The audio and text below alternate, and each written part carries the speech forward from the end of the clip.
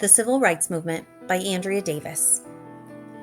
In the United States, the 13th Amendment to the U.S. Constitution, enacted in 1865, would abolish slavery. The 14th Amendment, enacted in 1868, would guarantee equal protection under the law for all people in the United States. And the 15th Amendment, which gave African American men the right to vote, was enacted in 1870. Yet even with all these new constitutional laws in place, segregation and discrimination against African Americans would continue. In retaliation to this newfound equality, the Jim Crow laws of the South would begin at the end of the 19th century.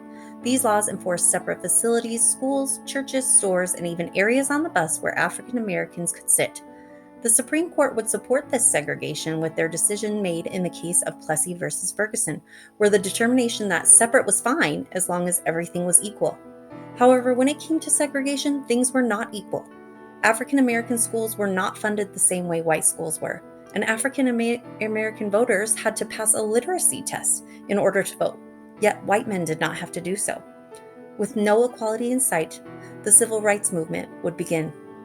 One of the first significant developments in the Civil Rights Movement was the Supreme Court ruling in the Brown versus Board of Education case of 1954.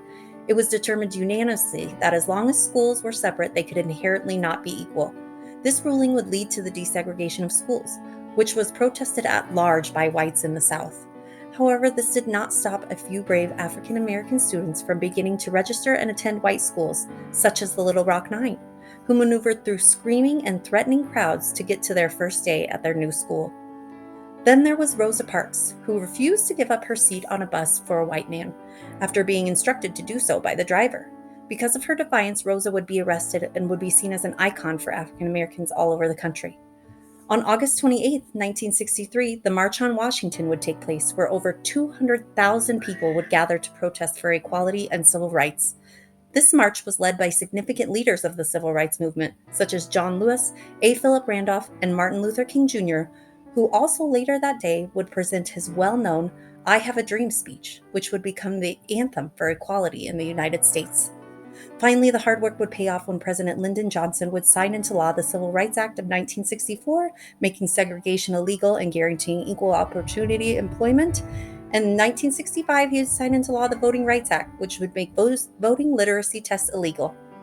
The civil rights movement of the 50s and 60s would make leaps and bounds towards the civil rights equality and be a huge part of American history. But over half a century later, African Americans are still fighting for their civil rights, only now under the Black Lives Matter movement. They are still fighting for equality in all areas of life, but also fighting against racially motivated police brutality, the inequality in the criminal justice system, and systemic racism against African Americans, which has existed since the times of slavery and continues to exist here and now.